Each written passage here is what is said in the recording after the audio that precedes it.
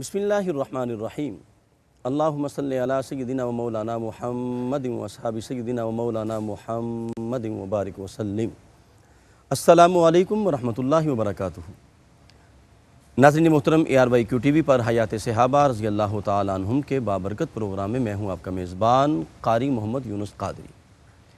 اس programme میں ہم صحابہ کرام رضی اللہ تعالیٰ عنہم کی زندگیوں پر بات کرتے ہیں، وہ لوگ جنہیں رب کائنات نے رضی اللہ عنہم ورضوا عنہ کا تاج عطا کیا، وہ لوگ جن کی بابت خالق کائنات نے قرآن میں فرمایا اگر ایمان لانا ہے تو کما من الناس، ایسے ایمان لاؤ جیسے صحابہ ایمان لائے، یعنی ان کے ایمان کو معیار حق قرار دیا۔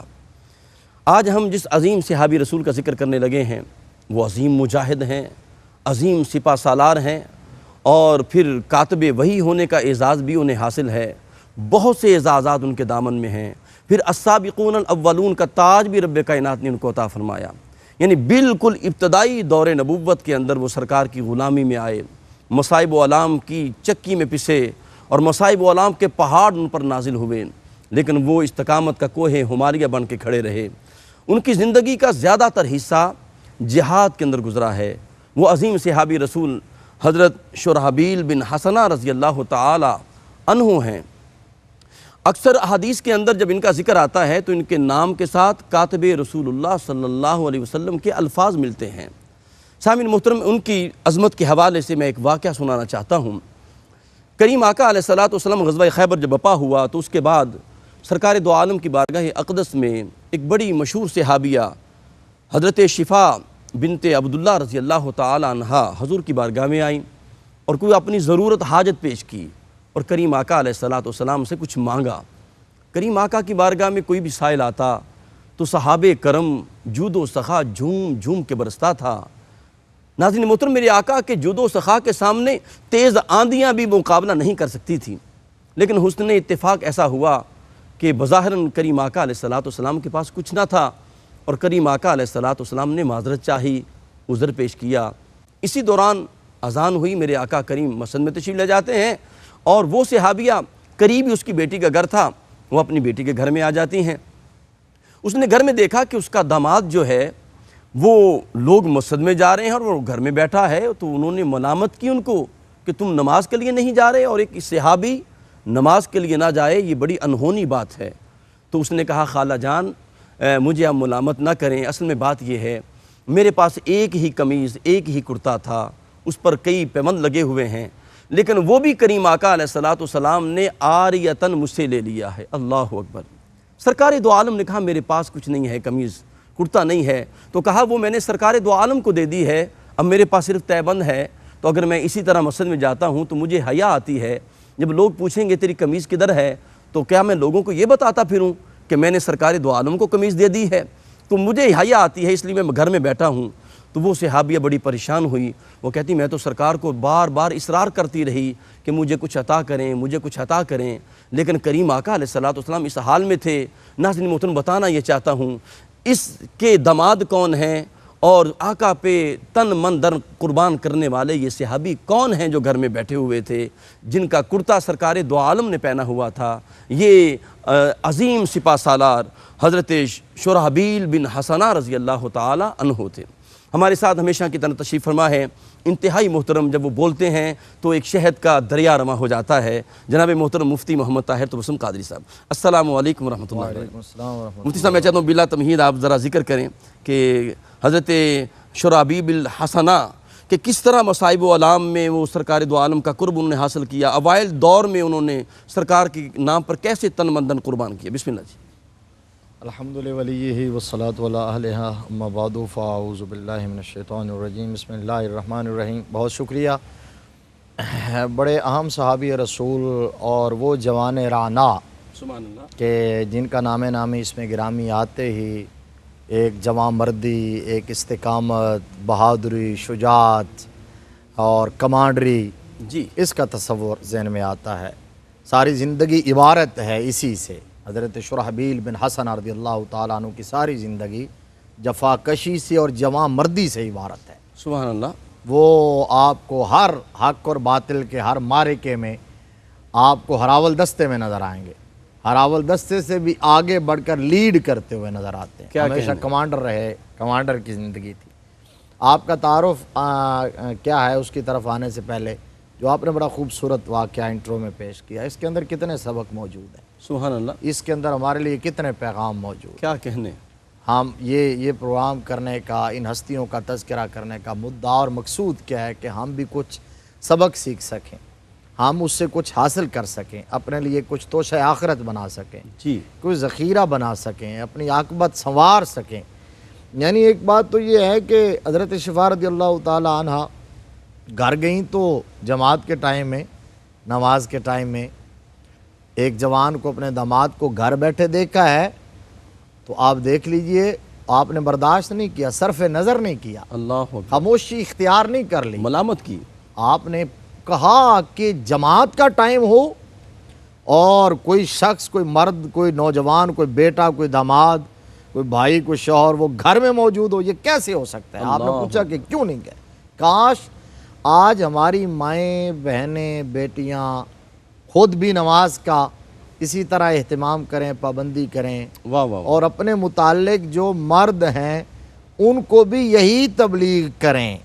اسی طرح مرد جو ہیں کاش وہ پابند ہو جائیں نماز با جماعت ادا کرنے کے, اور پھر اپنی عورتوں پر بھی نظر رکھیں کہ وہ نماز پڑھتی ہیں کہ نہیں پڑھتی, ان کو بھی تبلیغ کریں, ان کو بھی ترغیب دیں. سبحان ہم نے, آپ کو یاد ہوگا, ہمارے ناظرین کو یاد ہوگا, جی گزشتہ پروگرام عظیم صحابی رسول نابینا صحابی حضرت عبداللہ بن ام مکتوم رضی اللہ تعالیٰ عنہ پر کیا تھا, اس میں بھی نماز کا جی, تذکرہ آیا بالکل تھا. بالکل بالکل. اچھا, اس میں جماعت کی اہمیت, لیکن ایک بات میرے ذہن میں آ رہی ہے کہ اسی لیے آقا کریم صلی اللہ علیہ وسلم نے فرمایا ہے, حضور کی تعلیمات میں ہے کہ فرائض مسجد میں بعد جماعت ادا کیے جائیں اور نوافل اور سنتیں گھر میں پڑھنا اولا اور افضل ہے. سبحان اللہ, دو وجہوں سے کہ تمہارے گھر برکت سے محروم نہ ہو جائیں, قبرستان نہ بن جائیں, اور تم جب گھر میں نماز پڑھو تو تمہاری اولاد کو ترغیب ہو, سبحان اللہ, تربیت ہو بچوں اور بچیوں کی, سبحان اللہ, انہیں بھی شوق ہو, وہ بھی نماز کی طرف آئیں. ایک بات تو یہ ہے کہ آپ نے ان سے پوچھا, اور پھر اگلی بات جو ہے کتنی بڑی بات ہے, رونگٹے کھڑے ہو جاتے ہیں, دل لرز اٹھتا ہے کہ کیا ماحول اور کن کیفیات سے گزرے ہیں رحمت عالم صلی اللہ علیہ وآلہ وسلم اور آپ کے اصحاب, کہ ایک طرف حضور صلی اللہ علیہ وآلہ وسلم کے اختیار کا عالم یہ ہے کہ فرمایا اعطیت مفاتیح خزائن الارض, اللہ اکبر, زمین کے خزانوں کی چابیاں, خزائن الارض جمع کی اضافت استغراق کا فائدہ دیتی ہے, مطلب اللہ نے زمین میں جتنے خزانے رکھے ہیں ان کی چابیاں میرے ہاتھ میں رکھ دی ہیں. سبحان اللہ, تو اتنے خزانے ہونے کے باوجود میرے آقا کریم صلی اللہ علیہ وسلم کی حیات طیبہ اور سادگی, سبحان اللہ, قناعت پسندی, واہ واہ, توکل علی اللہ, فقر اختیاری, اس کا عالم یہ ہے کہ آپ کرتا مبارک اور قمیص مبارک بھی اپنے غلام سے مانگ کر پہنے ہوئے. اللہ اکبر. اچھا مفتی صاحب, مانگ میں کے عرض کروں پہنے یہاں ایک بات کہ یہ واقعہ مدینہ پاک کا ہے, جی جی یہ مکی دور نہیں ہے مصائب والام کا, یہ تو بہار کا موسم ہے, جی جی, لیکن پھر بھی اپنے پاس کچھ نہیں ہے. یہی بات, بالکل بالکل, وہ دور کے جس دور میں فتوحات بھی تھیں, جی, مال غنیمت کے ڈھیر بھی لگ رہے تھے, اللہ اکبر, جس دور کے اندر اللہ تبارک و تعالیٰ نے اسلام کو شوکت بھی عطا فرما دی تھی اور اسلامی ریاست بھی قائم ہو چکی تھی, اس اسلامی ریاست کے والی ہیں رحمت عالم صلی اللہ علیہ وآلہ وسلم, لیکن اس کے باوجود, اس لیے تو بار بار لفظ میں یہ کہہ رہا ہوں نا کہ فقر اختیاری تھا. واہ واہ واہ, یعنی فرماتے ہیں کہ اگر چاہوں تو احد سونے کا بن جائے میرے لیے, پہاڑ سونے کے بن جائیں, اور حضور صلی اللہ علیہ وسلم ہاتھ بلند کریں تو جنت میں پہنچ جائے.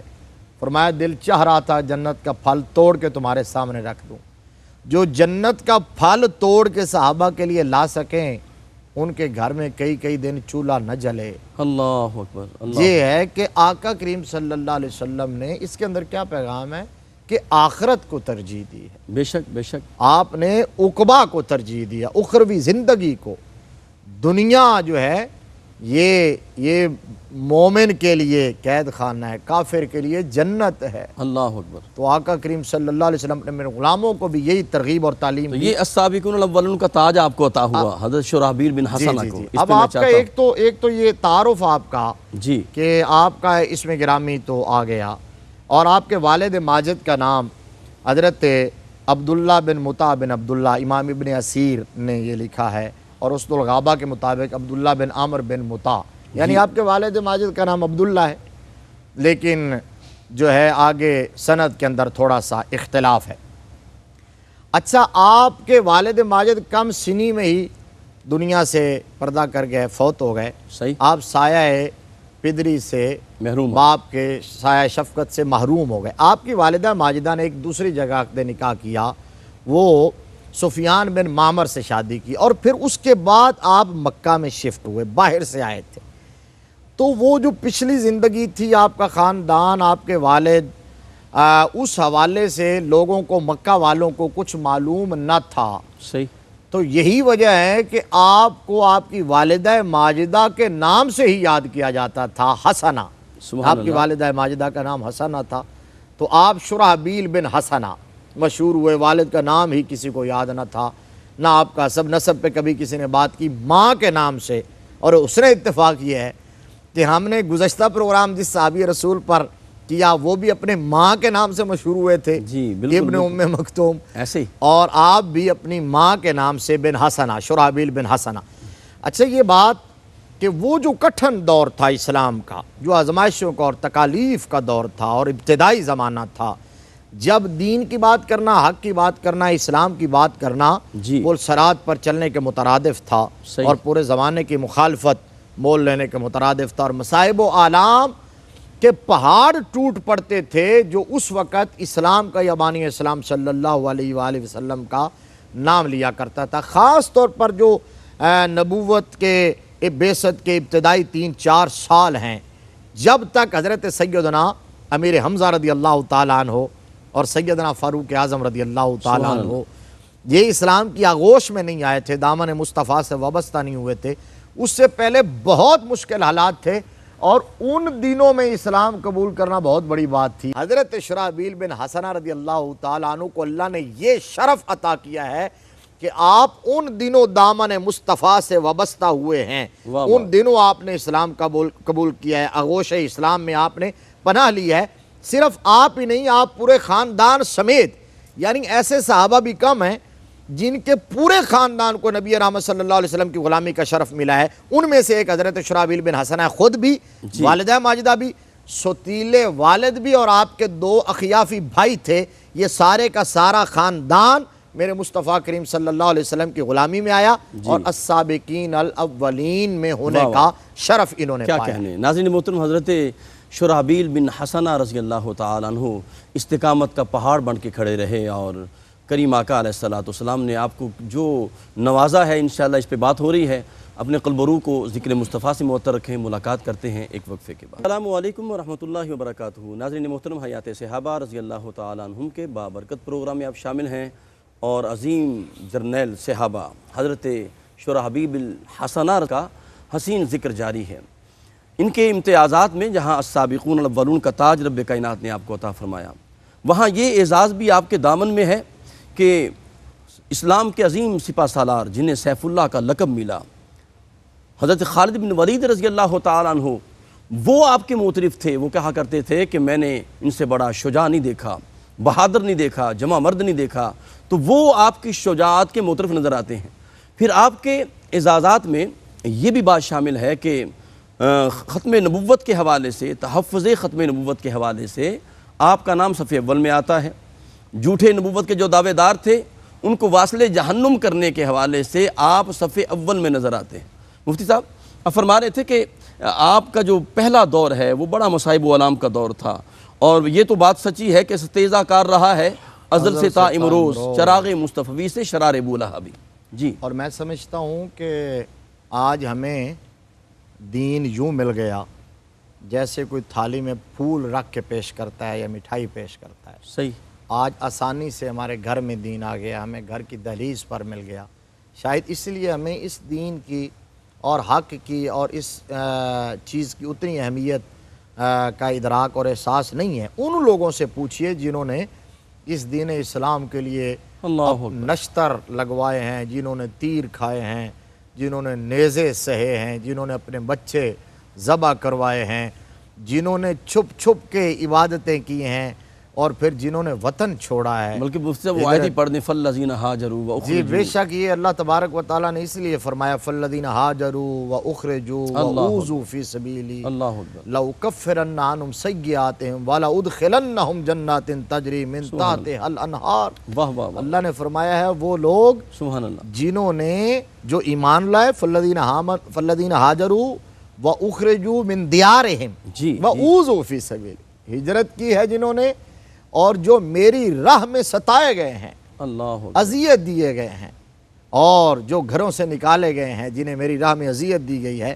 تو اللہ تبارک و تعالیٰ فرماتا ہے کہ میں نے ان کی سیئات کو معاف کر دیا ہے۔ واہ واہ واہ، اب یہ بات کہ اذیت دین اسلام کی راہ میں جتنی حضرت شرحبیل بن حسنہ رضی اللہ تعالیٰ عنہ نے، یعنی وہ صحابہ جو بہت زیادہ ستائے گئے، جن کو بہت زیادہ تکالیف، اور پھر جو ڈٹ کر حق کے لیے کھڑے بھی ہو جاتے تھے۔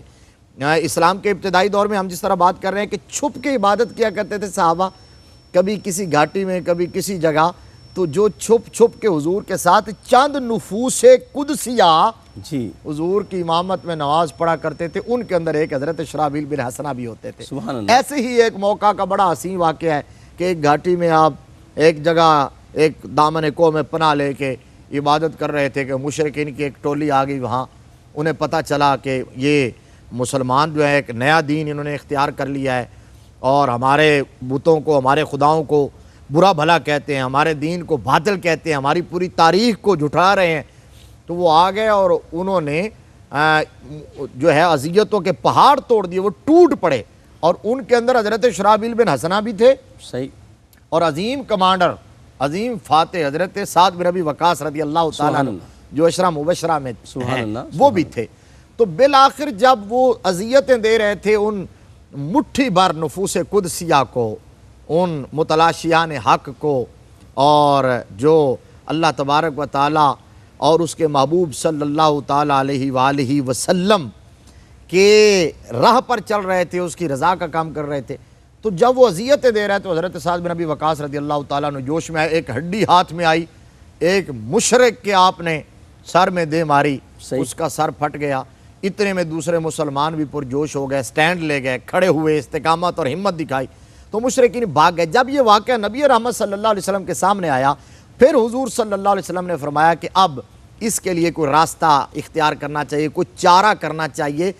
پھر ان لمحات میں، ان ماحول میں جب حضور سوچ رہے تھے کہ کوئی ایسی جگہ ہو جہاں ہم اپنی مرضی سے بیٹھ کے حق کی باتیں کر سکیں، اور اپنے منشا کے مطابق ہم عبادت کر سکیں، کوئی روکنے والا نہ ہو، ٹوکنے والا نہ ہو، کوئی خوف و خطر نہ ہو، تو پھر ایک صحابی رسول آئے تھے، وہ بھی 17 یا 18 سال کے جوان تھے، اور وہ بھی ابتدان مسلمان ہو چکے تھے۔ ہم کوشش کریں گے اگلا پروگرام ان پر کریں۔ جی حضرت ارکم بن ارکم، ماشاءاللہ حضرت ارکم بن ارکم مخزومی رضی اللہ تعالیٰ عنہ، تو انہوں نے عرض کیا آقا دامن صفا کے اندر میرا ایک گھر ہے جو بڑا وسیع ہے، اللہ نے مجھے عطا کیا ہے، وہ میں آپ کی نظر کرتا ہوں۔ سبحان اللہ، تو حضور صلی اللہ علیہ وسلم اپنے صحابہ سمیت وہاں شفٹ ہو گئے، وہاں حضور کی مجلس لگتی، اس ٹیم کا حصہ بھی حضرت شرحبیل بن حسنہ رضی اللہ تعالیٰ عنہ تھے۔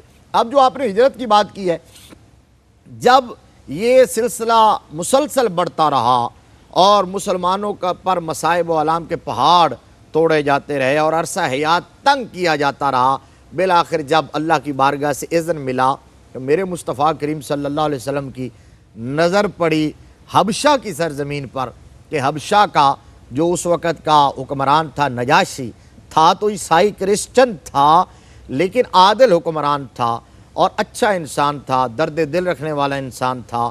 میرے مصطفیٰ کریم صلی اللہ علیہ وآلہ وسلم کے حوالے سے اس سے بہت ساری خدمات لی جانی تھیں سبحان اللہ، مسلمانوں کے حوالے سے، تو میرے آقا کی نظر انتخاب پڑی، تو حضور صلی اللہ تعالیٰ علیہ وآلہ وسلم نے صحابہ اکرام کو ہجرت کا حکم دیا۔ جی تو اس وقت صحابہ اکرام رضوان اللہ تعالیٰ علیہم کی جماعت ایک جو ہجرت کر کے گئی، جس کے اندر تقریباً 11 مرد اور 4 عورتیں شامل تھیں، وہ ہجرت کر کے ایک جماعت گئی، پھر دوسری جماعت کو اجازت ملی، اذن ملا، حکم ملا، وہ جو جماعت جو ہجرت کر کے گئی تھی اس کے اندر 80 مرد اور 17 یا 18 عورتیں شامل تھیں، اس کے اندر حضرت شرحبیل بن حسنہ رضی اللہ تعالیٰ عنہ اپنے پورے خاندان سمیت شامل تھے۔ سبحان اللہ۔ تو مطلب یہ ہے کہ یہ پورا خاندان مسلمان بھی ہوا اور پورے خاندان نے راہ خدا میں ہجرت کا شرف بھی پایا ہے۔ سبحان اللہ۔ اور جس طرح آپ نے بات کہی تھی کہ ہجرت کتنی بڑی چیز ہے، کتنی بڑی عبادت ہے، کتنی بڑی جو اہمیت کی حامل یہ بات ہے اور یہ شرف ہے کہ حدیث کے اندر موجود ہے کہ چند چیزیں وہ ہیں جو پہلے والی ساری زندگی کے گناہوں کو محو کر دیتی ہیں، خطاؤں کو یوں صاف کر دیتی ہیں، گناہوں کو یوں پاک کر دیتی ہیں جیسے بچہ آج شکم مادر سے باہر آیا ہو۔ اچھا مفتی صاحب، میں ایک عرض کرنا چاہوں گا، ابھی آپ نے ہجرت حبشہ کی بات کی ہے تو اس میں یہ بھی بات ملتی ہے کہ ام حبیبہ رضی اللہ تعالیٰ عنہ جو بعد میں سرکار کے عقد میں آئی تو وہ بھی اس میں شامل تھی؟ جی جی بالکل، وہ بھی اسی وفد میں شامل تھی، یہ جو بعد میں قافلہ گیا حضرت ام حبیبہ بنت ابو سفیان جی رضی اللہ تعالی عنہا، وہ بھی شامل تھی، اس پر بات کرتے ہیں۔ تو حضور صلی اللہ علیہ وسلم نے فرمایا ایک اسلام، صحیح، ایک توبہ، ایک ہجرت۔ صحیح، جو مسلمان ہو گیا، پہلی زندگی کی جتنے بھی گناہ اور سیاہ کاریاں ہوں، اسلام لاتے ہی وہ سب معاف۔ اللہ اکبر۔ اب پچھلی زندگی کے حوالے سے کوئی تانا نہیں دیا جا سکتا، اللہ اکبر، کوئی بات نہیں ہو سکتی۔ جس نے سچے دل سے، صدقے دل سے توبۃ نصوحہ کر لی، جتنی خطائیں کیوں نہ ہوئی ہوں، میرا رب سب پر معافی کی قلم پھیر دیتا ہے۔ التائب من الذنب کمن لا ذنب لہ۔ سبحان اللہ۔ گناہ سے توبہ کرنے والا ایسا ہے جیسے اس نے گناہ کیا ہی نہیں، اور چاہے وہ توبہ 1000 بار کرے، 1000 بار گناہ سرزد ہو پھر توبہ کرے، در توبہ کبھی بند نہیں ہوتا، اللہ جب تک سانسیں چلتی رہتی ہیں سبحان اللہ، توبہ کا دروازہ کھلا رہتا ہے۔ اور تیسری چیز ہے ہجرت۔ میرے آقا نے فرمایا ہجرت بھی تمام گناہوں کو، خطاؤں کو، غلطیوں کو، لغزشوں کو معاف اور صاف اور پاک کر دیتی ہے۔ جتنی گناہ کیے ہوں، کسی سے غلطیاں ہوئی ہوں، جب وہ راہ خدا میں ہجرت کرتا ہے تو سارے گناہ معاف ہو جاتے ہیں، تمام سیئات پہ کلمہ عفو پھر جاتا ہے، بالکل پاک ہو جاتا ہے جیسے ماں کے شکم سے باہر آیا ہے۔ یہ 3 چیزوں کا حدیث کے اندر موجود ہے۔ اب آپ کو ہجرت کا شرف، جب وہاں گئے اور 13 سال تک آپ حبشہ میں رہے، اللہ 13 سال تک آپ حبشہ میں رہے، آپ کی زندگی کا زیادہ حصہ جو صحیح جوانی کا دور تھا وہ وہاں گزرا، اور پھر آپ حضور صلی اللہ تعالیٰ علیہ وآلہ وسلم کے ظاہری حیات کے آخری ایام میں تشریف لائے۔ جو آپ نے بات کہی وہیں حضرت ام حبیبہ رضی اللہ تعالیٰ عنہا تشریف فرما تھی، ہجرت کر کے گئی ہوئی تھی، اور ان کے شوہر بھی ساتھ تھے، عبید اللہ بن جہش، وہ بھی ساتھ تھے، لیکن بدقسمتی سے وہ وہاں جا کے اسلام سے پھر گئے، مرتد ہو گئے، عیسائی ہو گئے، شراب نوشی کے عادی ہو گئے، نشے میں دھوتے رہنے لگے۔ حضرت ام حبیبہ رضی اللہ تعالیٰ عنہ نے بہت سمجھانے کی کوشش کی، انہیں راہ راست پر لانے کی کوشش کی، لیکن ان کی ایک نہ چلی اور وہ واپس نہ آئے، اور اسی حالت میں ان کی وفات ہو گئی۔ تو آپ بیوہ ہو گئیں، اور پھر ابو سفیان کی بیٹی تھیں، ایک سردار کی بیٹی تھیں، لیکن میرے آقا کریم کا کلمہ پڑھا تھا، سبحان اللہ، حضور کی غلامی اختیار کی تھی، تمام تر خطرات کو مول لے کر حضور کی غلامی اختیار کی تھی۔ اب وہاں سے جب یہ قسم پرسی کی زندگی شروع ہوئی اور یہ ماحول، تو وہاں سے حضور صلی اللہ علیہ وسلم کے پاس جب خبریں آئیں نا کہ آج کل ان کے حالات بہت ناگفتہ بے ہیں، تو رحمت عالم صلی اللہ علیہ وآلہ وسلم نے پھر فیصلہ فرمایا سبحان اللہ، ان کی اس نیکی کا صلہ دینے کا، کیا کہنا، اور ان کو وہ تاج عطا کرنے کا، وہ شرف عطا کرنے کا کہ جس پر کائنات کی ساری عظمتیں قربان ہیں۔ واہ واہ، میرے آقا کریم صلی اللہ علیہ وسلم نے انہیں اپنے حرم میں لینے کا فیصلہ فرما لیا۔ سبحان اللہ، آقا کریم صلی اللہ علیہ وآلہ وسلم نے ایک صحابی کے ہاتھ مکتوب نجاشی کے نام بھیجا اور اس میں خطبہ فرمایا، آپ نے پیغام نکاح حضرت ام حبیبہ کی طرف بھیجا، نجاشی کو وکیل کیا۔ صحیح، نجاشی بادشاہ نے وہاں مجلس سے نکاح منعقد کی صحیح. اور حضور صلی اللہ علیہ وسلم کا نکاح حضرت ام حبیبہ رضی اللہ تعالی عنہا سے کیا اور اپنی جیب سے حق مہر بھی ادا کیا. اور پھر جب یہ قافلہ واپس روانہ کیا 2 کشتیوں کے اندر 13 سال کے بعد، جس میں ام المؤمنین کا تاج پہننے والی حضرت ام حبیبہ بھی شامل ہیں، تو حضرت شرحبیل بن حسنہ واہ واہ. رضی اللہ تعالی عنہ کو اس قافلے کا وزیر نگرانی مقرر کر کے بھیجا. واہ واہ. فرمایا یہ شرف آپ کو دیتے ہیں، یہ ذمہ داری آپ کو دیتے ہیں کہ اس قافلے کو، جس کے اندر ام المومنین بھی شامل ہیں، آپ بحفاظت رسالت مآب صلی اللہ علیہ وآلہ وسلم کے دربار میں، آپ کی بارگاہ میں لے کے جائیں اور ہمارا نیاز مندانہ سلام بھی جا کے کیا کہنے ہیں. سبحان اللہ سبحان اللہ. ناظرین محترم، سیدنا شرحبیل الحسنہ رضی اللہ تعالی عنہ کو یہ اعزاز بھی آپ کے حصے میں آتا ہے کہ وہ جو نکاح ہوا اس میں، اس نکاح میں شامل ہیں حضرت شرحبیل بن حسنہ، اور پھر وہ تاج جو رب کائنات نے ام حبیبہ رضی اللہ تعالی عنہا کو عطا کیا.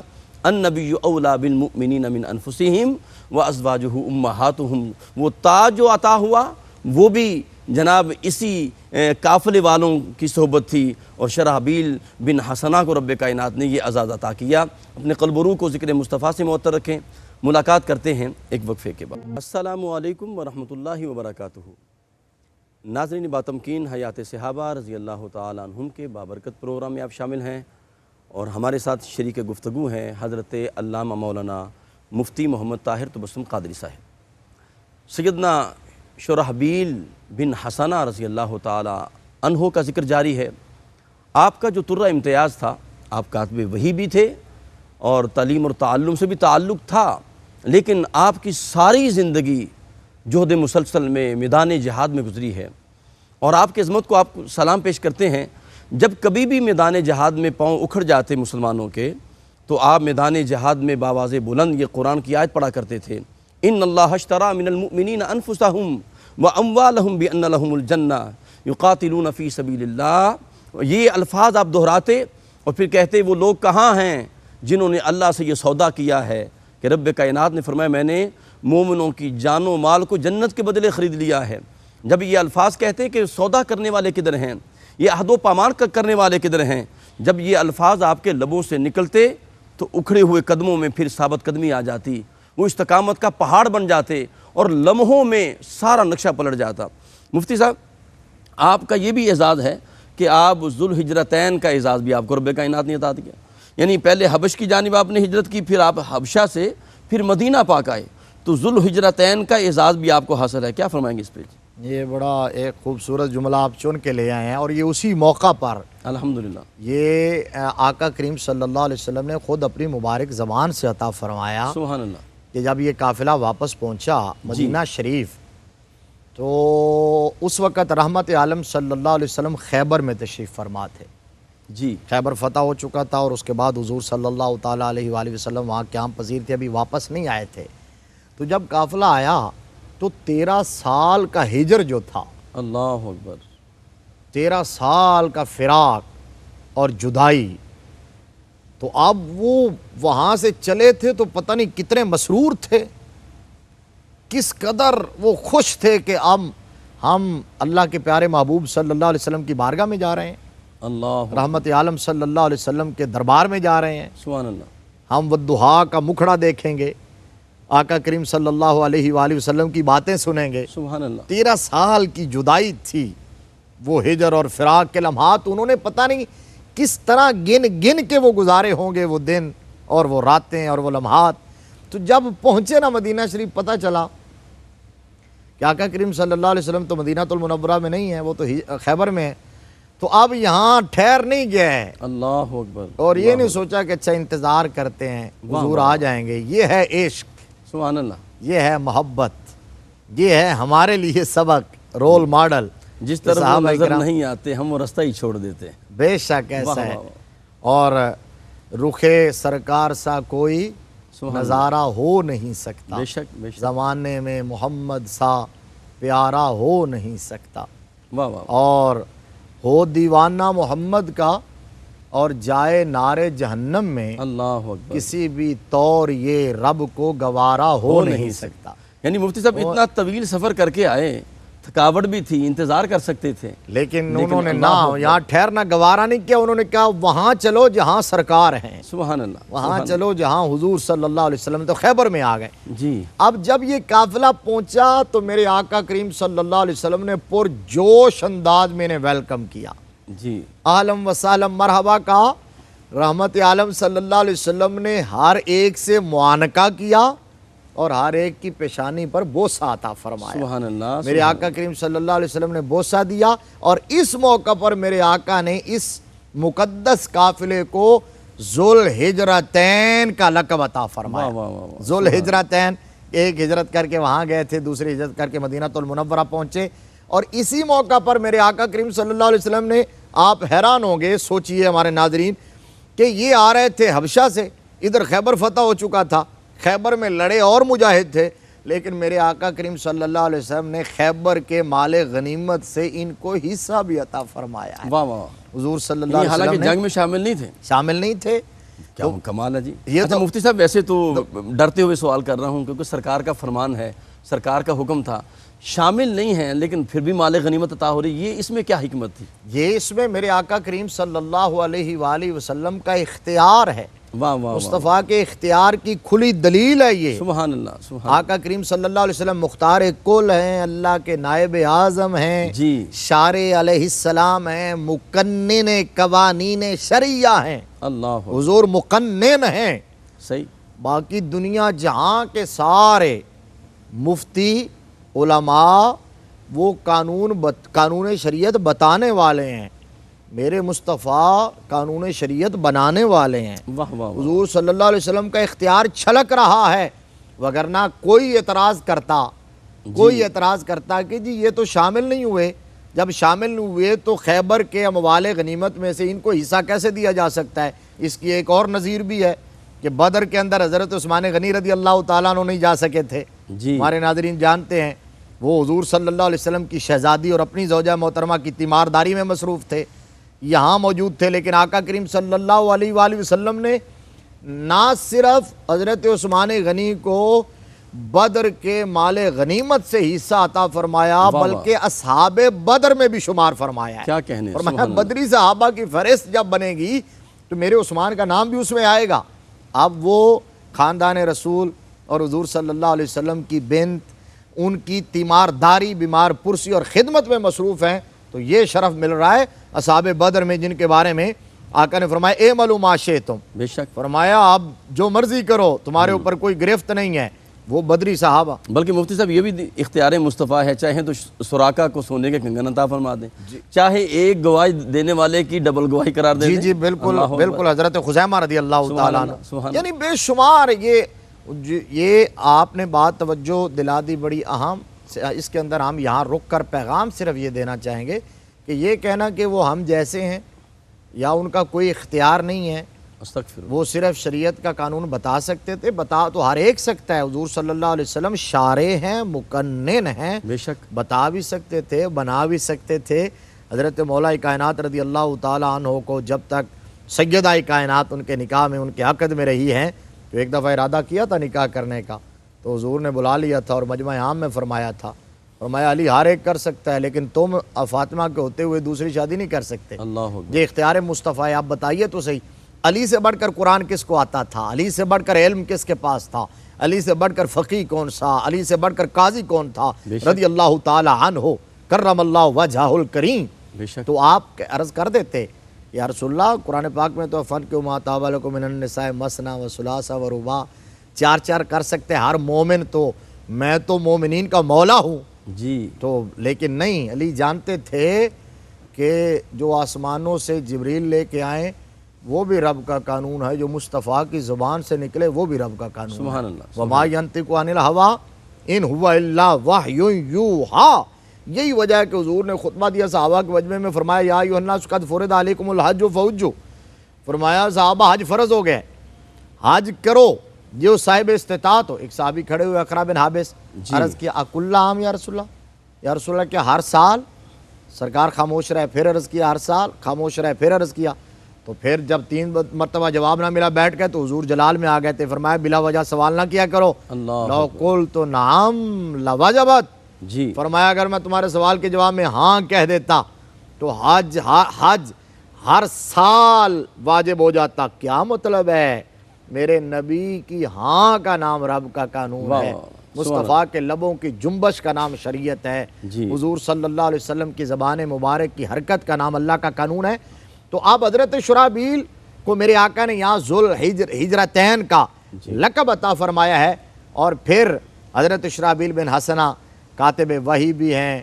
اس سے پتہ چلتا ہے کہ آپ کی تربیت بچپن سے ہی نرالی ہوئی تھی، انوکھی ہوئی تھی، کہ آپ لکھنا پڑھنا بھی جانتے تھے، اور جہاں سے ہم نے آغاز کیا تھا جی اختتام بھی وہیں کرتے ہیں کہ جو چیز غالب ہے، جو حضرت شرحبیل بن حسنہ کے حیات طیبہ پر حاوی نظر آتی ہے، وہ یہ ہے کہ حضرت شرحبیل بن حسنہ کی زندگی ایک مجاہد کی زندگی اللہ ہے، اکبر، اللہ سر بکف مجاہد کی، یمامہ بلکہ کے مفتی میدان صاحب، سے۔ میں چاہوں وہ آپ خود ہی ادھر یمامہ کی طرف آ رہے ہیں، میں چاہتا ہوں یہ بات ضرور کریں، ختم نبوت کے حوالے سے آپ صفحے اول میں نظر آتے ہیں، بلکہ سیف اللہ سے پہلے اگلی صفوں میں نظر آتے ہیں۔ ایسی بالکل صحیح بات ہے۔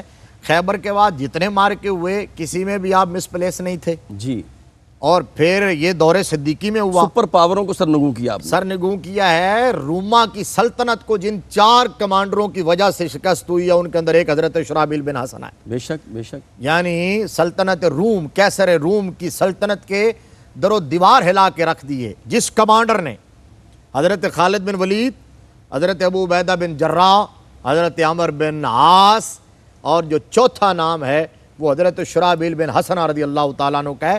اور پھر جس طرح آپ نے پہلے بات کی تھی، آپ میدان میں کود جاتے تھے جب دیکھتے تھے کہیں کہ مسلمان تھوڑے سے بیک فٹ پہ جا رہے ہیں یا میدان چھوڑ رہے ہیں، تو اس وقت زرہ اتار کے پھینک دیتے جی اور میدان میں ڈٹ کے کھڑے ہو جاتے۔ جب آپ کی جفاکشی، جوانگ مردی، سرفروشی دیکھتے، صحابہ کرام تو پلٹ کے آ جاتے۔ کئی مواقع ایسے آئے تھے کہ جہاں مسلمانوں کی شکست کو فتح میں تبدیل کیا گیا تو صرف اور صرف حضرت شرحبیل بن حسنہ کی قیادت کی وجہ سے اور کمانڈری کی وجہ سے۔ بس مفتی صاحب میں چاہتا ہوں آخر میں ختم نبوت، اب ختم نبوت کے حوالے سے جی جو پہلا دستہ پہنچا، جو پہلا لشکر پہنچا ہے، مسلمہ وہ کذاب کی طرف، مسلمہ کذاب کے خلاف یمامہ کے میدان میں جو بہت بڑا معرکہ تھا اور تاریخ کا بڑا معرکہ تھا، اللہ اکبر، اور دور صدیقی میں ہوا، اور جس کے اندر آپ یوں کہہ لیجئے کہ حضرت ابوبکر صدیق رضی اللہ تعالیٰ عنہ نے ختم نبوت کا پرچم سر بلند کرنے کے لیے، ختم نبوت کے غداروں کو سزا دینے کے لیے، منکرین ختم نبوت کے کا کلا کما کرنے کے لیے پوری ریاست مدینہ کے تمام جو دفاعی وسائل تھے وہ جھونک دیے تھے۔ ان کے اندر پہلا لشکر لے کر جو پہنچے ہیں وہ حضرت شرحبیل بن حسنہ رضی اللہ تعالیٰ عنہ تھے، پہلا لشکر لے کر پہنچے، لیکن فتح ہونے تک حضرت خالد بن ولید کے ساتھ شانہ بشانہ کھڑے رہے ہیں۔ کیا کہنے، سبحان اللہ۔ ناظرین محترم، عظیم سپہ سالار کا ذکر کر رہے تھے حضرت شرحبیل بن حسنہ رضی اللہ تعالیٰ عنہ، جن کو رب کائنات نے عظیم تاج عطا فرمائے، السابقون الاولون کا تاج دیا، ذوالحجرتین کا تاج عطا کیا، کاتب وحی ہونے کا اعزاز عطا فرمایا، پھر عظیم مجاہد تھے۔ کریم آقا علیہ السلام نے ہمیشہ انہیں صف اول کے اندر کریم آقا علیہ السلام نے بھیجا، اور ہر میدان میں رب کائنات نے انہیں کامیابی عطا فرمائی۔ اپنے میزبان قاری محمد یونس قادری کو اجازت دیجیے۔ السلام علیکم ورحمۃ اللہ وبرکاتہ۔